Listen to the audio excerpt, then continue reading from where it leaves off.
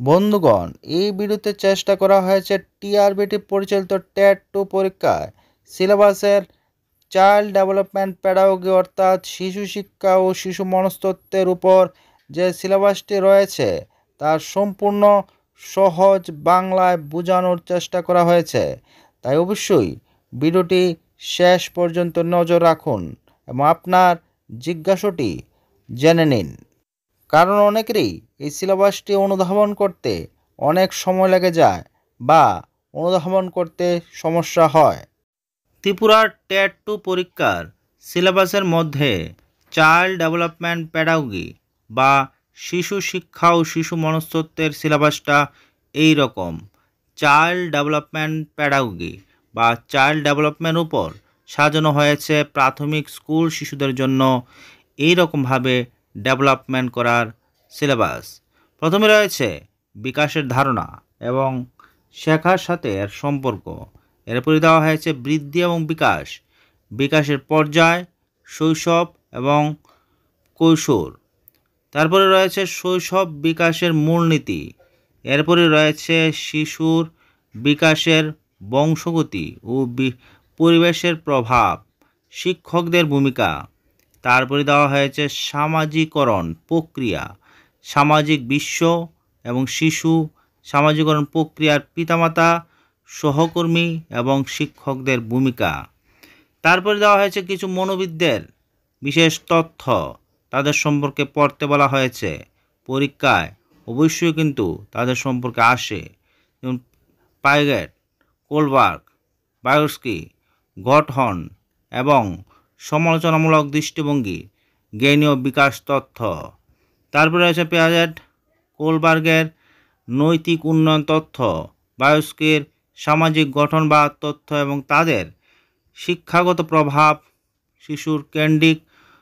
শিশুকেন্দ্রিক ও প্রগতিশীল শিক্ষার ধারণা, শিক্ষা ও শেখার পদ্ধতি, প্রগতিশীল শিক্ষার ধারণা, শিক্ষকের ভূমিকা। তারপরে সাজানো হয়েছে বুদ্ধিমত্তা, বহুমাত্রিক বুদ্ধিমত্তা, স্ট্যানবার্গের নির্মাণের সমালোচনামূলক দৃষ্টিভঙ্গি।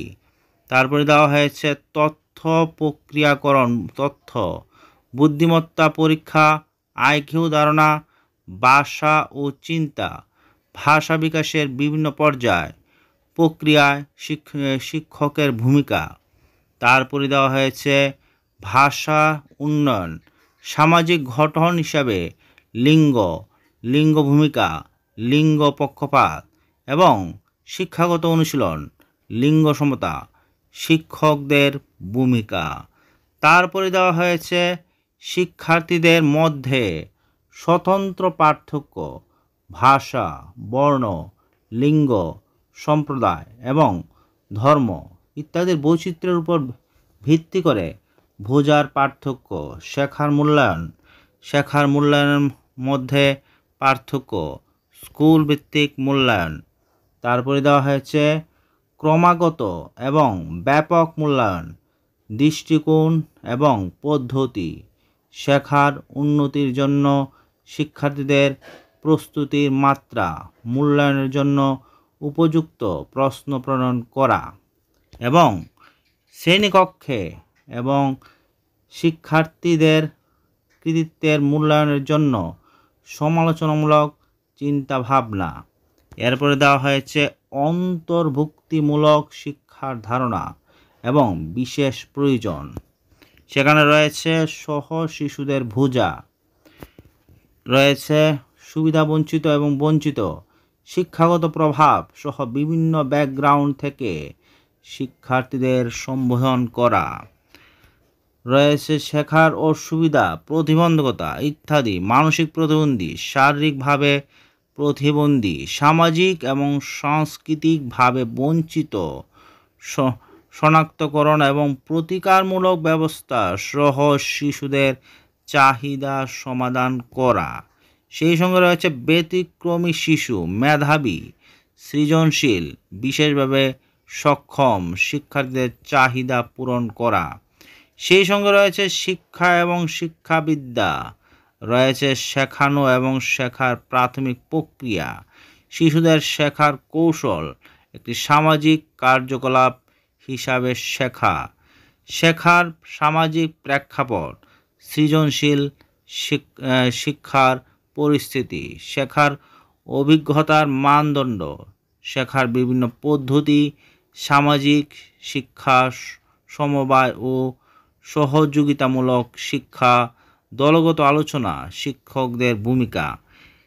তারপরে দেওয়া হয়েছে সমস্যা সমাধানকারী এবং বৈজ্ঞানিক তদন্তকারী হিসাবে শিশুদের মধ্যে শেখার বিকল্প ধারণা, গুরুত্বপূর্ণ পদক্ষেপ হিসেবে শিশুদের ভুল বোঝা, শেখার প্রক্রিয়া, জ্ঞান এবং প্রক্রিয়া, উপলব্ধি, ধারণা গঠন, চিন্তা ভাবনা, কল্পনা, যুক্তি, প্রবর্তক এবং অনুমানমূলক সমস্যা সমাধান, স্মৃতি।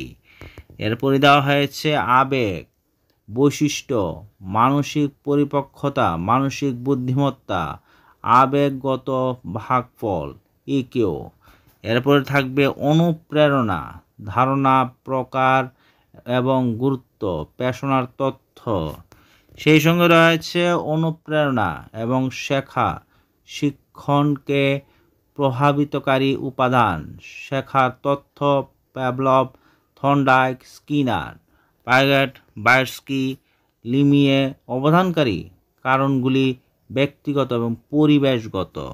সেই সঙ্গে রয়েছে ব্যক্তিত্ব এবং সমন্বয়, ধারণা, পদ্ধতি, প্রকার, বৈশিষ্ট্য, ব্যক্তিত্বের পরিমাপক, পজিটিভ এবং নন পজিটিভ কৌশল এবং সমন্বয় প্রক্রিয়া। এইভাবেই কিন্তু আমাদের সিলেবাসটা সাজানো হয়েছে টেট 2 পরীক্ষার চাইল্ড ডেভেলপমেন্ট প্যাডাগজি বা শিশু শিক্ষা ও শিশু মনস্তত্ত্বের উপর। এই সিলেবাসের সমস্ত অংশের বিশেষ নজর দিতে হবে, কোনো অংশকেই বাদ দিলে চলবে না, কারণ প্রত্যেকটি অংশ থেকে কিন্তু প্রশ্ন আসে এবং আমাদের মনে রাখতে হবে চাইল্ড ডেভেলপমেন্ট অ্যান্ড প্যাডাগজির উপর কিন্তু 30টি মার্ক পরীক্ষা আসবে এবং এইখানে যদি ভালো ফলাফল করা যায় তাহলে কিন্তু টেট পরীক্ষায় পাস করতে কেউ আটকাতে পারবে না। তাই সিলেবাসটি ভালো করে অনুধাবন করা একান্তভাবে আবশ্যক। তো ভিডিওটি অবশ্যই ভালো লাগলে লাইক এবং চ্যানেল নতুন হলে সাবস্ক্রাইব করতে ভুলবেন না এবং বন্ধুদের সঙ্গেও ভিডিওটি শেয়ার করে তাদেরও টেট পরীক্ষার চাইল্ড ডেভেলপমেন্ট প্যাডাগজির সিলেবাসটি ভালো করে অনুধাবন করতে সহযোগিতা করুন। ধন্যবাদ সবাইকে।